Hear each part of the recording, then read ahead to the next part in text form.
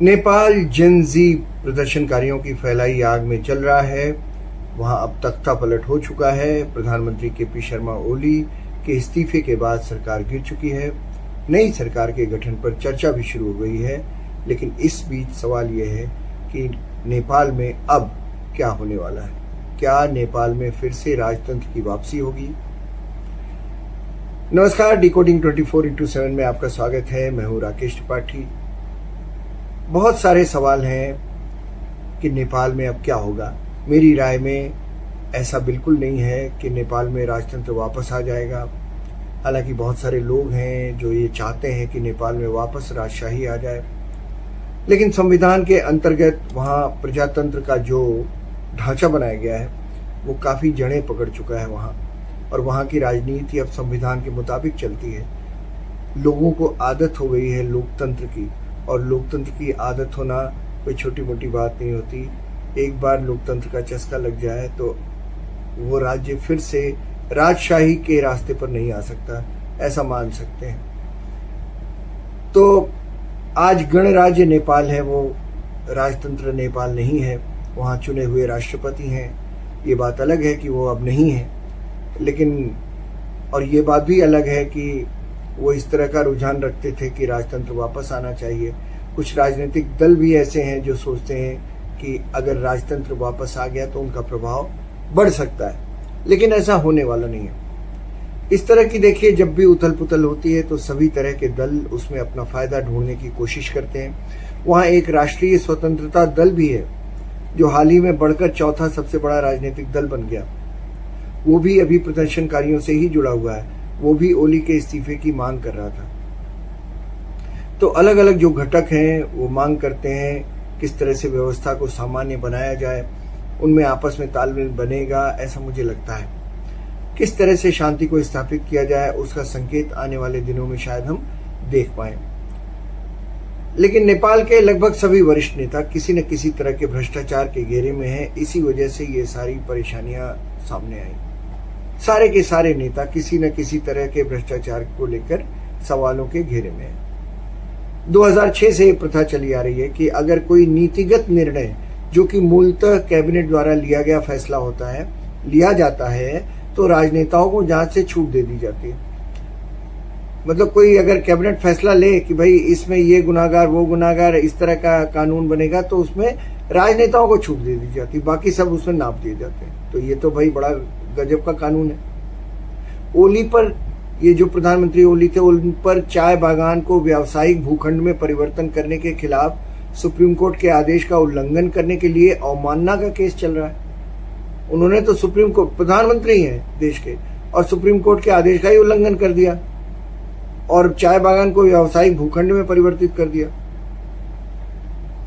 3 और पूर्व प्रधानमंत्री हैं, 1 माधव नेपाल, 2 बाबूराम भट्टराई।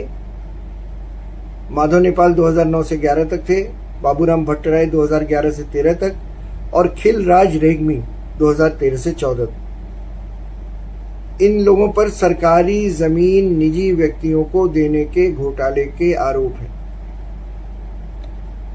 अब आप सोचिए, प्रधानमंत्री, ऐसा छोटा सा देश है, इतना अच्छा, इतना सुंदर, और उसके जितने भी प्रधानमंत्री हुए वो किसी न किसी मामले में फंसे हैं।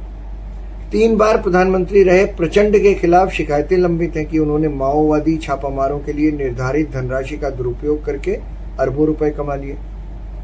जबकि 2006 के अंत में शुरू हुई शांति प्रक्रिया के दौरान माओवादियों को संयुक्त राष्ट्र की निगरानी वाली छावनियों में रखा गया था। सोचिए आप, देवबा पर तो विमान खरीद में अवैध कमीशन लेने का आरोप है, और उनकी पत्नी आरजू राणा देवबा, जो वर्तमान में नेपाल की विदेश मंत्री हैं, को अक्सर संसद में नेपाली नागरिकों को कागजों पर भूटानी नागरिकों में धोखाधड़ी से बदलने और उन्हें शरणार्थी के रूप में संयुक्त राज्य अमेरिका भेजने में उनकी कथित भूमिका के बारे में सवालों का सामना करना पड़ता। मतलब नेपाली नागरिकों को भूटानी नागरिक बता के और अमेरिका भेजना, ये वहां की विदेश मंत्री का काम। हजारों युवा जिन्हें जेन जेड प्रदर्शनकारी कहा जा रहा है, जेन जी, कई सोशल मीडिया प्लेटफॉर्म पर सरकार के प्रतिबंध के खिलाफ संसद के बाहर इकट्ठे हुए थे। इनमें से कई स्कूल यूनिफॉर्म में थे। सोचिए, कुछ लोग संसद परिसर में घुस गए, जिसके बाद पुलिस ने उन पर लाठीचार्ज किया। काठमांडू के बड़े हिस्से में कर्फ्यू लगा हुआ है अभी तक। तो सोमवार की घटनाओं से पहले सोशल मीडिया पर प्रतिबंध का विरोध कर रहे नेपाल के यंग बच्चे सत्ता में व्याप्त भ्रष्टाचार और नेपो बेबीज के बारे में भी खूब पोस्ट कर रहे थे, ताकि उनके स्थापित विशेषाधिकारों पर हमला किया जा सके। नेपो बेबीज और नेपो किड्स शब्द ऑनलाइन ट्रेंड कर रहे थे। लोग नेपाल के बड़े और प्रमुख परिवारों के युवा सदस्यों की तस्वीरें पोस्ट कर रहे थे और सवाल कर रहे थे कि उनकी जीवन शैली आम लोगों से इतनी अलग कैसे है, उनके खर्चे कैसे चलते हैं। अब सोमवार की रैली का भी आयोजन हामी नेपाल नामक एक समूह ने किया था। काठमांडू पोस्ट के मुताबिक समूह के अध्यक्ष थे सुधन गुरुङ। उन्होंने कहा कि ये विरोध प्रदर्शन सरकारी कार्रवाइयों और भ्रष्टाचार के प्रति प्रतिक्रिया था। नेपाली युवाओं में बढ़ती शिकायतें जो हैं वो भी इस लेवल तक पहुंच गई थी कि उन्हें सड़क पर उतरना पड़ा, और उसके भी उनकी शिकायतों के भी एक बहुत सारे कारण हैं। विश्व बैंक की एक रिपोर्ट के मुताबिक नेपाल की आर्थिक वृद्धि वित्त वर्ष 2025 की पहली छमाही में तेज रही और जीडीपी 4.9% बढ़ गई, जबकि 24 में ये 4.3% था। हालांकि ये आंकड़े पूरी तस्वीर पेश नहीं करते। रोजगार जो है वो कम हो गए, रोजगार सृजन का काम धीमा हो गया, जलवायु संबंधी कमजोरियों और प्राकृतिक आपदाओं से बड़ी असमानता बहुत ज्यादा हो गई, और इसी वजह से बहुत सारे यंग बच्चे देश छोड़कर भाग रहे हैं, दूसरे देशों में जा रहे हैं। विश्व बैंक की इसी रिपोर्ट में आगे कहा गया कि नेपाल की धन प्रेषण पर निर्भरता, मतलब बाहर से धन आ रहा है, उस पर निर्भरता देश के विकास का केंद्र रही है, लेकिन इससे देश में गुणवत्तापूर्ण नौकरियां नहीं मिल पाई हैं, क्वालिटेटिव जॉब्स नहीं है, जिससे अवसरों के नुकसान का एक साइकिल बन गया और वो मजबूत होता गया, और रोजगार की तलाश में कई नेपाली लगातार विदेश चले गए। नेपाल के वर्कफोर्स का 82% हिस्सा जो है वो अनौपचारिक रोजगार में लगा है, जो वैश्विक और क्षेत्रीय औसत से कहीं ज्यादा है।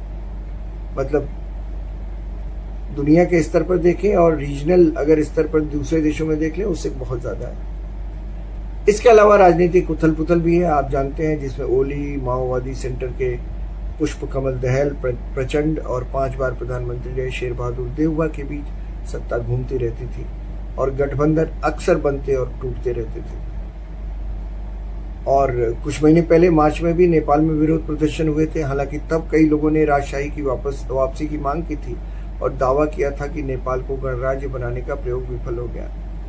लेकिन मेरा मानना है कि ये जितनी भी दिक्कतें हो रही हैं, ये ज़्यादा दिन नहीं लगेगा, हफ्ते 10 दिन में शायद ये सब शांत हो जाएगा और एक दूसरी सरकार बनेगी। अब देखना है कि कैसी बनती है, उसमें कौन कौन होगा।